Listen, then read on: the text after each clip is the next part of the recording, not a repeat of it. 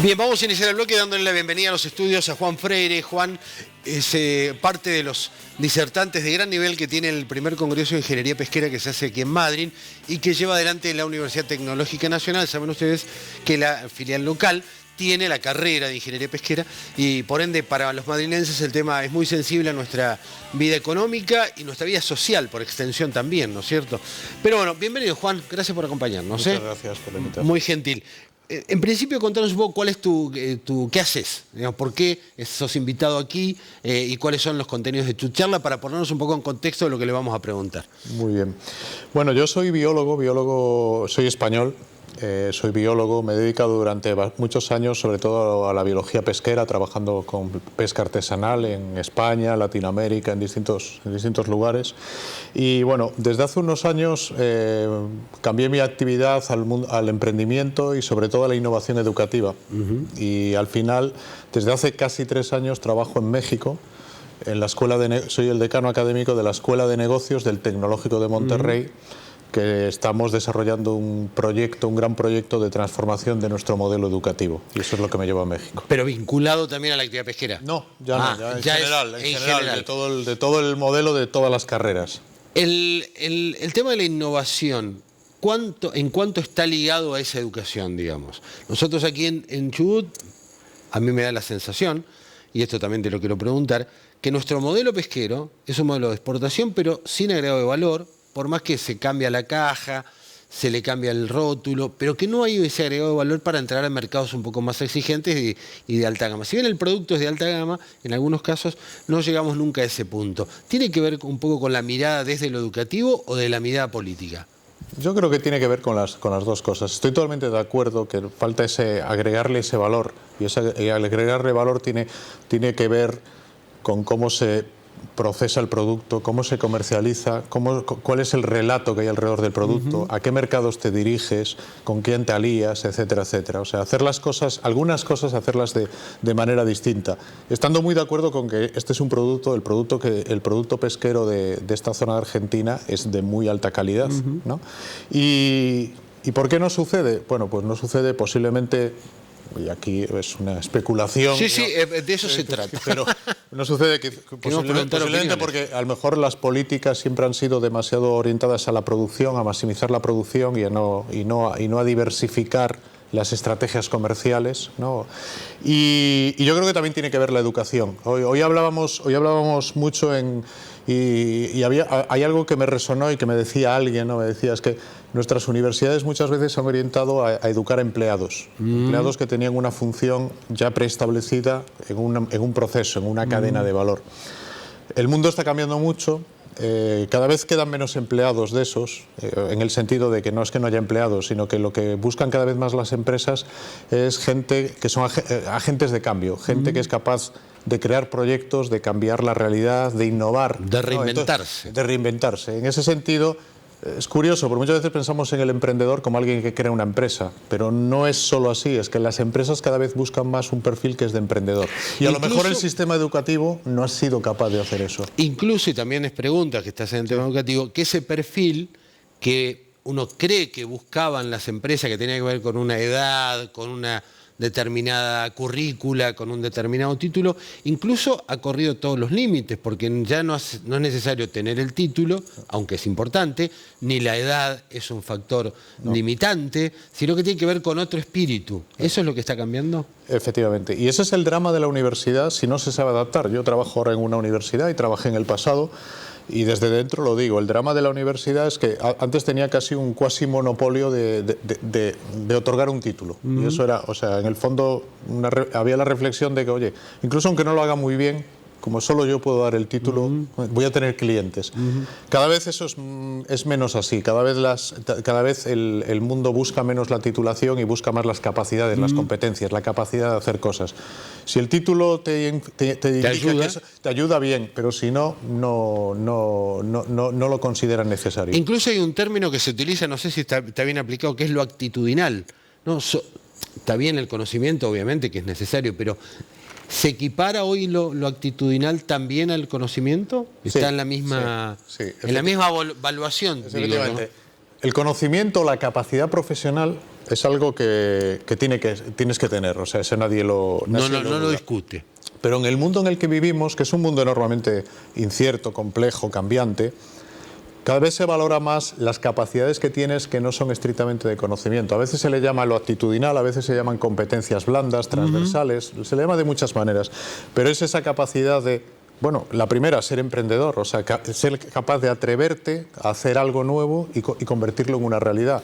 La capacidad de trabajar en equipo, de tener pensamiento crítico, de tener opinión propia. O sea, de poder corregirse. De poder corregirse. O sea, lo que normalmente, siendo sinceros, a las empresas muchas veces le molestaba en el pasado porque lo que buscaban eran operarios que hiciesen siempre lo mismo y fueran un poco díscolos, o sea, que no generasen problemas. Ahora las empresas buscan todo lo contrario, buscan gente que genere problemas. Generar problemas es crear nuevas oportunidades. ¿Por qué?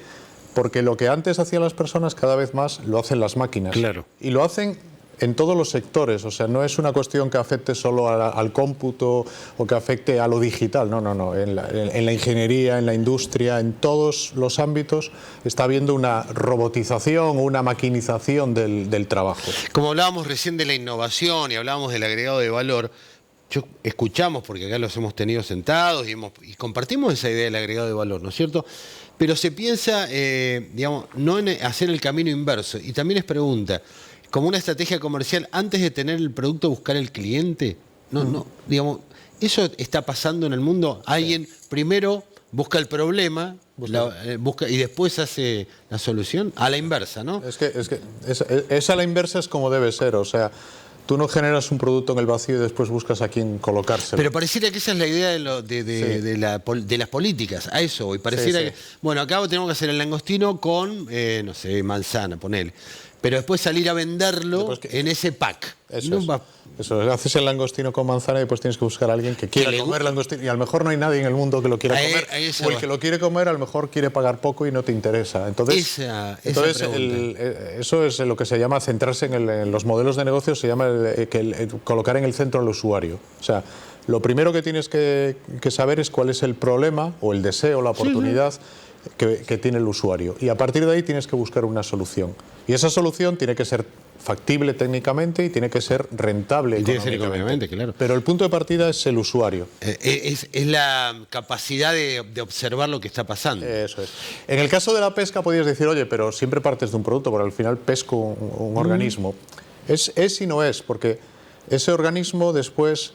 El langostino siempre es el mismo, pero como tú presentas el langostino, cómo lo procesas, cómo lo vendes, cómo lo cuentas, implica que lo vas a dirigir a un consumidor o a otro consumidor. Entonces, aunque tú tienes el langostino, si tú entiendes los usuarios a nivel internacional y entiendes sus tendencias culturales, sus deseos, etcétera, tienes muchas más oportunidades de crear un producto.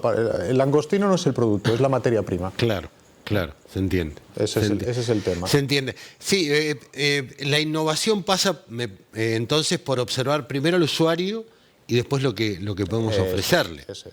¿Ese concepto existe en la industria nacional pesquera, en la industria argentina de pesca?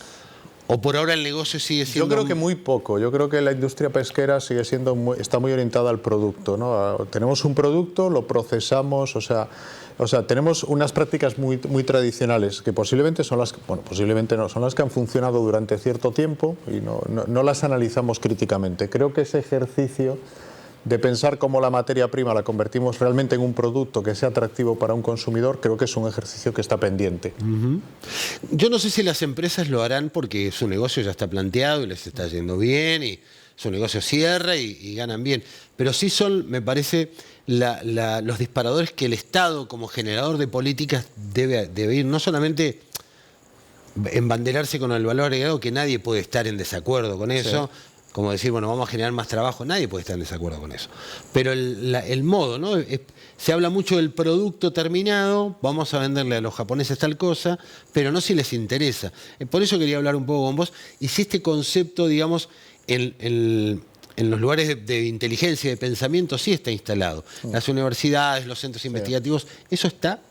Sí, yo creo que sí. Yo creo que es algo que se está, digamos que que cada vez es más patente, ¿no? Y es o sea, quiero decir que el mundo de los negocios, del emprendimiento, etcétera, etcétera, ha evolucionado mucho en los últimos años y las tendencias van por ahí, o sea, de trabajar de esa manera.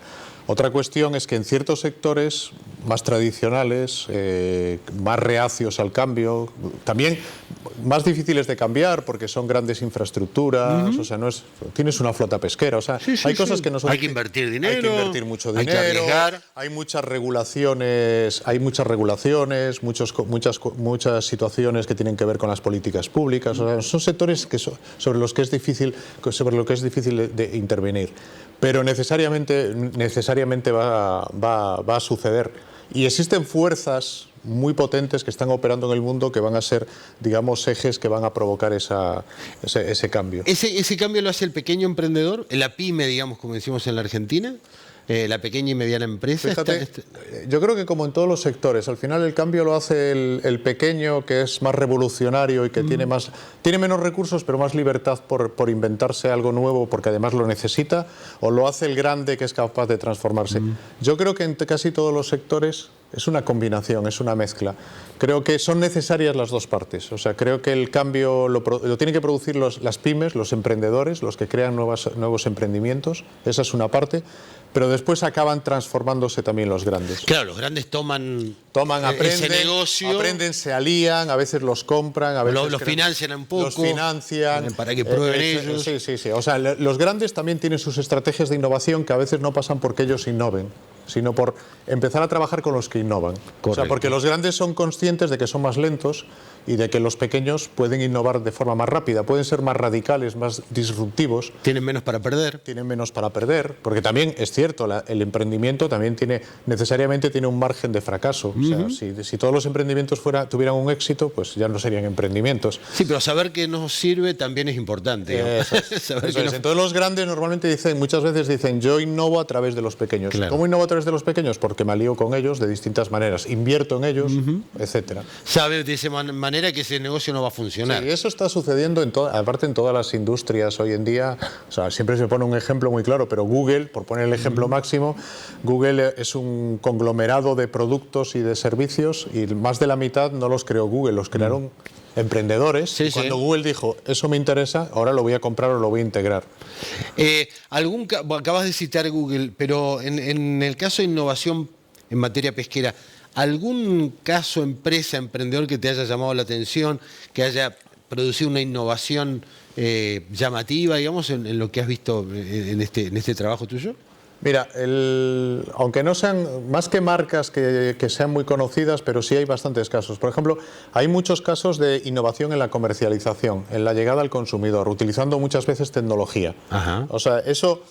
Es cierto que a lo mejor ninguno es muy grande hoy en día, tampoco tienen por qué serlo, o sea que también yo creo que los emprendimientos que cambian el mundo no son Google. No. Google es una anomalía. Que empezó como un emprendimiento. Pero quiero decir que lo que se necesita son muchos emprendimientos que no tienen por qué ser mega empresas, pero que son sostenibles y son rentables. Y entonces hay muchos emprendimientos, por ejemplo en Europa pasa mucha innovación alrededor de la comercialización.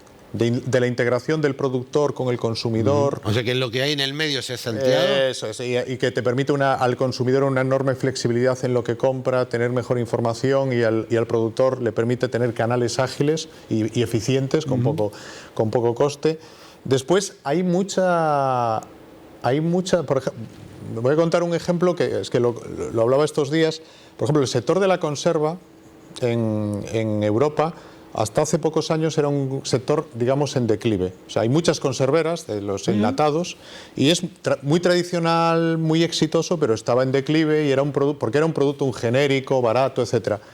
Bueno, pues ha habido toda una serie de emprendedores y algunas empresas conserveras tradicionales, sobre todo en Portugal y ahora en España, que le han dado valor agregado a su producto. ¿Cómo lo han hecho? Bueno, pues cuidando la producción, o sea, que la producción sea absolutamente... De lo que va dentro. De lo que va dentro, que sea un producto de extremada calidad. Ajá.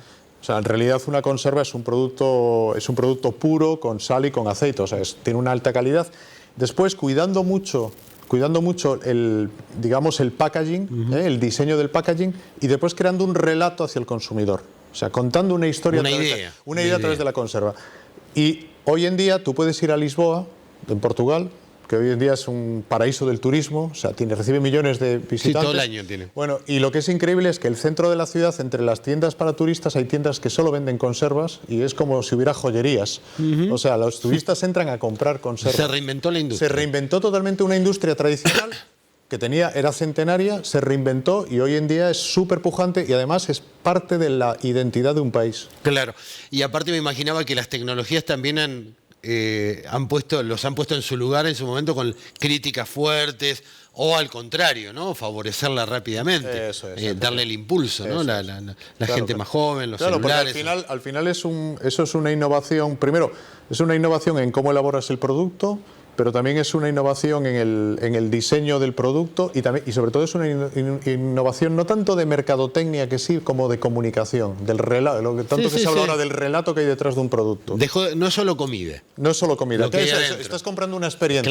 Claro. Estás comprando una experiencia y al final a través de una lata de sardinas tú vives una experiencia. Pero la vives porque entras en la tienda, te cuentan una historia, la lata viene con una historia y cuando te la comes estás rememorando. Y entonces eres parte de una historia y la historia de un país, o sea, y todo está conectado. Fantástico. Bueno, una innovación aplicada. Te agradezco por la visita, sé que andan con agenda apretada, pero queríamos charlar un poco, más que nada por esta idea que hemos, insisto, repetidamente escuchado en este estudio durante todos los ciclos, hablar del agregado de valor a los productos de la pesca, que está buenísima la idea, pero nos quedamos en eso, de qué se trata, por dónde va la cosa, y si en realidad hay que pensar primero el producto, mejor pensar en el usuario, y Juan nos ayudó en eso. Gracias por la visita. Muchísimas gracias. Muy gentil. Y saludos a la gente de la UTN que vino con él y que aparte están haciendo esta maravillosa idea que es el Congreso de Ingeniería Pesquera, primero que se hace en Madrid, y por supuesto, para nosotros actividad central en nuestra vida.